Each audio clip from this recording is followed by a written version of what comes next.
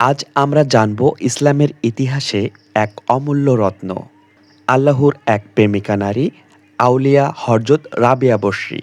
একজন মহিলা হয়েও যিনি ইবাদত ও ত্যাগ ও ভালোবাসায় এমন এক উচ্চতায় পৌঁছেছেন যা আমাদের জীবনের জন্য এক দৃষ্টান্ত। রাবেয়া বসরির জন্ম ইরাকের বাসরা শহরে আনুমানিক ৭১৩ খ্রিস্টাব্দে।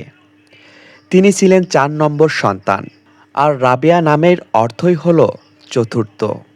তিনি জন্ম নিয়েছিলেন খুব গরিব ঘরে, এমনকি জন্মের দিন ঘরে আলো জ্বালানোর মতো তেলও ছিল না। তার বাবা ছিলেন আল্লাহ ভীরু, কিন্তু খুব দরিদ্র। শৈশবে তার মা বাবা মারা যান। এরপর এক দস্যু বাহিনী তাকে অপহরণ করে দাসী হিসেবে বিক্রি করে দেয়। এই কষ্টের সময় শুরু হয় তার জীবনের সবচেয়ে গুরুত্বপূর্ণ অধ্যায়। রাবেয়া বসরির সবচেয়ে বড় পরিচয় ছিল আল্লাহর প্রতি অগাধ ভালোবাসা। তিনি বলতেন, হে আল্লাহ, আমি তোমার ইবাদত করি জান্নাতের আশায় নয়, জাহান্নামের ভয়েও নয়। আমি আপনার ইবাদত করি আপনাকে ভালোবাসি বলে। রাতের অন্ধকারে তিনি নফল সালাত পড়তেন, কান্না করতেন ও দোয়া করতেন। তিনি দিনের বেলায় রোজা রাখতেন, রাতে জেগে আল্লাহ তাআলার ইবাদত বন্দেগী করতেন। এবার কেউ তাকে জিজ্ঞাসা করছিল, তুমি এত কষ্ট করো কেন? রাবেয়া বসরি উত্তরে বললেন, আমি আল্লাহকে এক মুহূর্তের জন্য ভুলতে পারি না, আর আল্লাহ তাআলা যদি আমাকে এক সেকেন্ডের জন্য ভুলে যায় তাহলে আমি দুনিয়াতে আর বাঁচব না। রাবেয়া বসরি শুধু ইবাদতকারী ছিলেন না, তিনি মহান সুফি চিন্তাবিদ ছিলেন। আল্লাহর সঙ্গে গভীর সম্পর্ক গড়ার পথ শিখিয়েছিলেন। তিনি বলতেন, প্রকৃত প্রেমিক সেই যে নিজের ইচ্ছাকে আল্লাহর ইচ্ছার সঙ্গে মিলিয়ে ফেলে। তার জীবন ছিল সহজ ও বিনয়ী ও অহংকারহীন। তিনি কারোর দোষ খুঁজতেন না, বরং নিজের গুনাহের জন্য কাঁদতেন।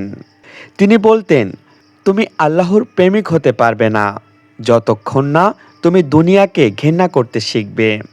রাবেয়া বসরি দুনিয়ার কোনো বিলাসিতা পছন্দ করতেন না। তিনি দাসত্ব থেকে মুক্তি পাওয়ার পর রাজপ্রাসাদ, ধন সম্পদ, বিয়ে কিছুই গ্রহণ করেননি। তিনি একাকী নির্জনে কাটাতেন। তার জীবনে কোনো বিয়ে বা সন্তান ছিল না। রাবেয়া বসরি তিনি একটি মাটির ঘরে থাকতেন, সেখানে ইবাদত করতেন। একজন ধনী ব্যক্তি তাকে বিবাহর প্রস্তাব দিয়েছিল, কিন্তু তিনি তা প্রত্যাখ্যান করেছিলেন। রাবেয়া বসরি উত্তরে বলেছিলেন, আমার হৃদয়ে এমন একজনের প্রেম আছে যার প্রেমে আর কোনো স্থান নেই।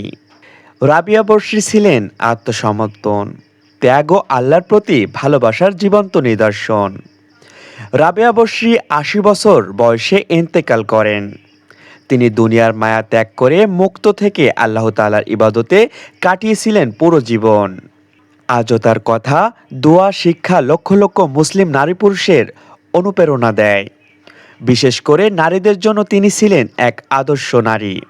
আল্লাহকে ভালোবাসলে যে কত উচ্চ মর্যাদাতে পৌঁছানো যায় তা রাবেয়াকে না দেখলে বোঝা যেত না। প্রিয় দিনী ভাই ও বোনেরা, রাবেয়া বসরি আমাদেরকে শিখিয়ে গেছেন কিভাবে দুনিয়ার কষ্টকে আল্লাহর প্রেমে পরিণত করতে হয়, কিভাবে ইবাদতের মাধ্যমে আত্মাকে পবিত্র করতে হয়, এবং কিভাবে নারী হয়েও একজন আউলিয়ার মর্যাদা অর্জন করতে হয়। আমরা যদি তার মতো একটু ভালোবাসা, একটু আল্লাহর ভয় অর্জন করতে পারি, তাহলে জীবন ও আখেরাত দুইটাই সুন্দর হবে। আজকের এই ভিডিওটি কেমন লাগলো কমেন্টস করে জানাতে ভুলবেন না। আর এই ভিডিওটি যদি আপনার কাছে ভালো লেগে থাকে অবশ্যই শেয়ার করবেন।